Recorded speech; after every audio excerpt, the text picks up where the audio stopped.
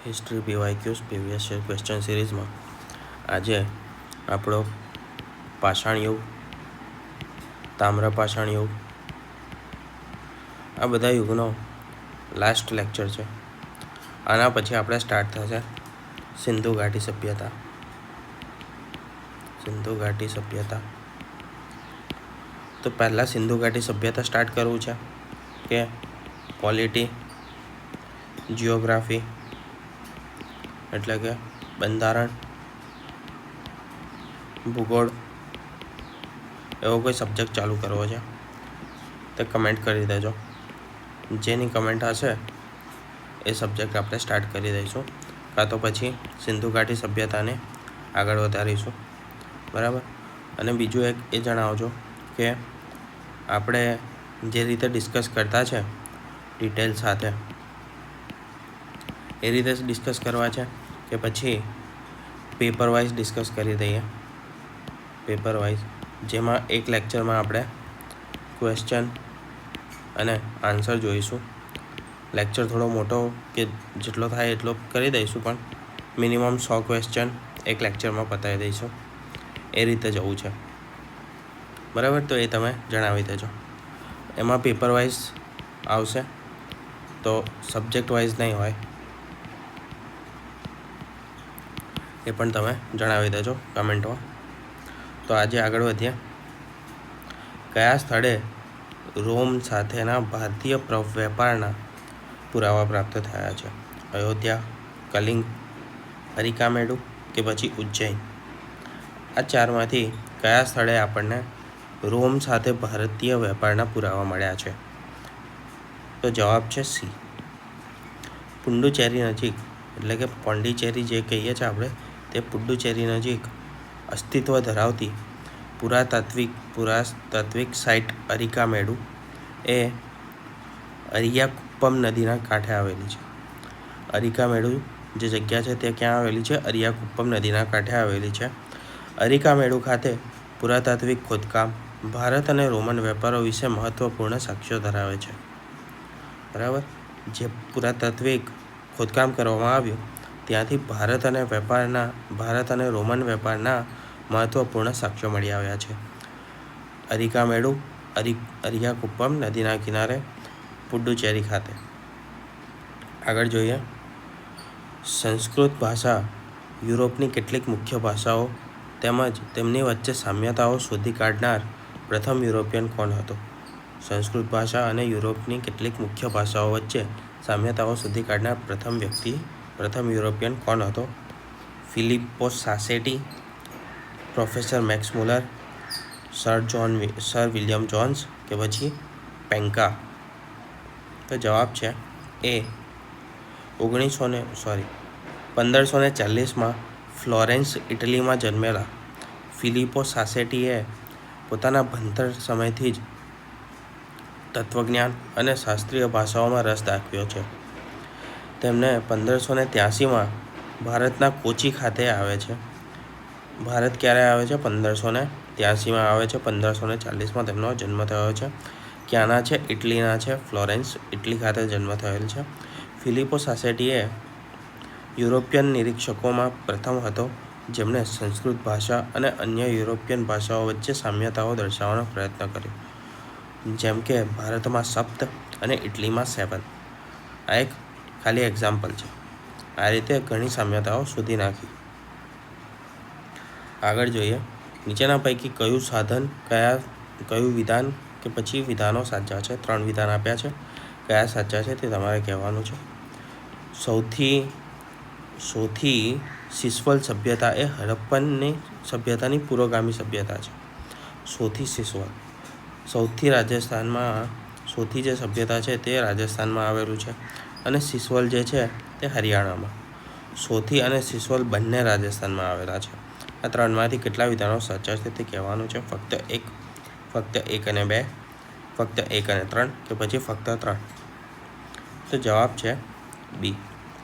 2 સ્થળોએ સોથી રાજસ્થાનમાં, 2 સ્થળો સોથી અને સિસવલ, તે સોથી જે છે તે રાજસ્થાનમાં આવેલું છે અને સિસવલ હરિયાણામાં. અનુક્રમે 1955 અને 1970માં ઉત્ખનન કરવામાં આવ્યું. બંને સમાન પ્રકારથી માટીકામના નમૂના મળ્યા. બંનેમાં સમાન પ્રકારથી માટીકામના નમૂના મળ્યા. ઉત્ખનન ક્યારે થયું? 1955 અને 1970માં. 1955માં થયું રાજસ્થાનના સોથીમાં અને 70માં થયું સિસવલમાં, જે આવેલું છે હરિયાણામાં. સોથી સિસવલ સભ્યતા એ કોટદજી સભ્યતાની પેટા સભ્યતા તરીકે ઓળખવામાં આવે છે. આ જે કોટદજી સભ્યતા હતી તેની પેટા સભ્યતા તરીકે ઓળખવામાં આવે છે સોથી અને સિસવલ સભ્યતા.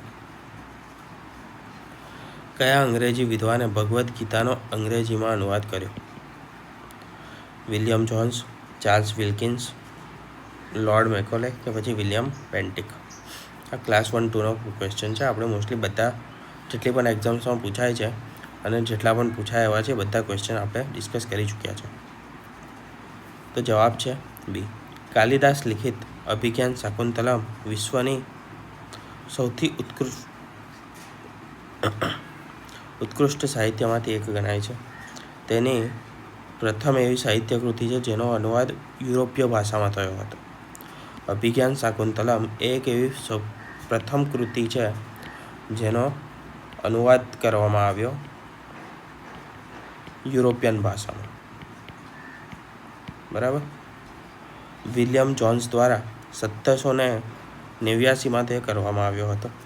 અને ભગવદ્ ગીતા એ બીજા નંબરે આવે છે જેનો યુરોપિયન ભાષામાં અનુવાદ કરવામાં આવ્યો. બરાબર. જેનો ચાર્લ્સ વિલ્કિન્સ દ્વારા અનુવાદ કરવામાં આવ્યો હતો. સૌપ્રથમ અનુવાદ અભિજ્ઞાન શાકુંતલમ.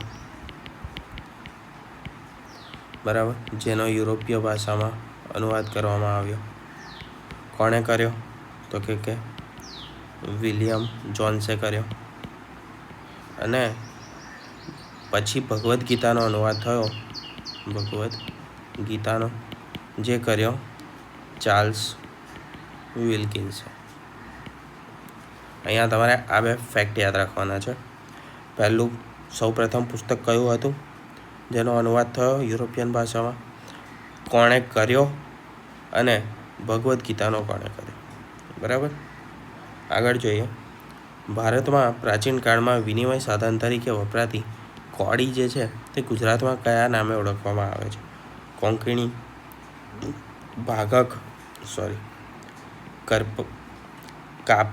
કાપડદક કે પછી વરાટક. આ ચારમાંથી કયા નામે ઓળખવામાં આવે છે? તેનો જવાબ છે વરાટક. આમાં હવે કોઈ વધારે ઇન્ફોર્મેશન હતી નહીં એટલે કોઈ એડ નથી કરી. ખાલી જવાબ આવશે તમારો વરાટક, જેને કોડી તરીકે ઓળખવામાં આવે છે. નીચે વિધાનો આપેલા છે તેમાંથી કયા સાચા છે તે જાણવાના છે. મૃદભાંડ એટલે કે પોટરીના પ્રકારો પરથી ભારતમાં તામ્રકાંસ્ય યુગની બે સંસ્કૃતિઓને વર્ગીકૃત કરવામાં આવે છે. એક પાંડુભાંડ સંસ્કૃતિઓ અને બીજું રક્તભાંડ સંસ્કૃતિઓ. બલુચિસ્તાનની ક્વેટા સંસ્કૃતિમાં મૃદભાંડ કલર કાળા રંગમાં તથા ભૌતિક આકૃતિઓ ચિતરેલી છે. ક્યાં આગળ? બલુચિસ્તાનના ક્વેટા સંસ્કૃતિના મૃદભાંડ પર કાળા રંગમાં ભૌમિતિક આકૃતિઓ ચિતરેલી છે. પંજાબના સિંધ પ્રદેશમાં નજીક આવેલા હડપ્પા ગામ પાસેથી ખંડેરોમાં હડપ્પા સંસ્કૃતિના અવશેષો મળી આવ્યા છે. ફક્ત 1 અને 2, ફક્ત 1 અને 3, ફક્ત 2 અને 3 કે 1, 2 અને 3 તમામ વિધાનો સાચા છે. તો જવાબ છે એ. તામ્રકાંસ્ય યુગ વિશે જાણીએ તો પાષાણ યુગના સમયગાળા દરમિયાન માનવ નવા પથ્થરોની શોધ વખતે કાચી ધાતુના ગઠ્ઠા હાથ લાગ્યા. આ મળેલા આ નવા પદાર્થમાં માટીની રૂપક્ષમતા તથા પથ્થરની મજબૂતાઈ આપી શકે તેવા બંને ગુણો માલુમ પડ્યા. ધાતુના ગઠ્ઠા મળ્યા. એ કેવા હતા કે માટી અને પથ્થર બંનેના ગુણ ધરાવતા હતા. તેમને પાષાણને બદલે ધાતુના ઓજાર અને હથિયાર ઘડવા માંડ્યા. પરિણામે પાષાણ યુગનો અસ્ત થયો અને ધાતુ યુગની શરૂઆત થઈ. ધાતુઓમાં શરૂઆતમાં તાંબા પછી કલાઈ મિક્સ કરીને તેનો કાંસુ બનાવવામાં આવ્યું તો કાંસાનો ઉપયોગ શરૂ થયો અને સમય જતાં લોખંડની ખોજ થઈ અને લોહયુગની શરૂઆત થઈ. આ સમયગાળાને તામ્ર કાંસ્યયુગ તરીકે ઓળખવામાં આવે છે, જે સમયમાં તાંબુ અને કલાઈ મિક્સ કરીને કાંસુ વાપરવામાં આવતું હતું અને તાંબાનો ઉપયોગ કરવામાં આવતો હતો. તેને આપણે તામ્ર કાંસ્યયુગ તરીકે ઓળખીએ છીએ. આ સમયગાળામાં ઇતિહાસમાં જાણવા મળે છે કે ઉત્ખનન દરમિયાન વિવિધ અવશેષો મળી આવે છે, જેમાં મૃદભાંડ ઘણા ઉપયોગી નીવડે છે, કારણ કે જુદા જુદા પ્રકારના જુદી જુદી સંસ્કૃતિઓનું વર્ગીકરણ અને અભિજ્ઞાન આનાથી આપણને પ્રાપ્ત થઈ શકે છે. આમ મૃદભાંડોના પ્રકાર પરથી તામ્રકાંસ્ય યુગ એ 2 ભાગમાં વિભાજિત કરવામાં આવે છે. પાંડુભાંડ સંસ્કૃતિઓ, જેમાં ક્વેટા સંસ્કૃતિ, અમરીનાલ સંસ્કૃતિ, કુલ્લી સંસ્કૃતિ આ વગેરે નોંધપાત્ર સંસ્કૃતિઓ છે. બલુચિસ્તાનની ક્વેટા સંસ્કૃતિના મૃદભાંડ પર કાળા રંગના ભૌમિતિક આકૃતિઓ ચિતરેલી છે. રક્તભાંડ સંસ્કૃતિ, જે ઉત્તર બલુચિસ્તાનના જહોબ નદીના વિસ્તારમાં મળી આવી છે. દાખલા તરીકે રણકુંડઈનો ટીમ્બો. તેના પ્રથમ સ્તરમાં હાથથી ઘડેલા સાદા મૃદભાંડ તથા બીજા થરમાં કુંભારના ચાક પર ઘડાયેલું સાદા મૃદભાંડ અને ત્રીજા સ્તરમાં 2 ચિતરાયેલા મૃદભાંડ મળે છે. આ જે સંસ્કૃતિ છે તે સમકાલીન હોવાનું જણાય છે. અને વિધાન 3 જે છે કે હડપ્પા રાવી નદીના કિનારે આવેલું છે, તેથી વિધાન 3 જે છે તે ખોટું છે. હડપ્પા ક્યાં આવેલું છે? રાવી નદીના કિનારે આવેલું છે, એ ખોટું છે.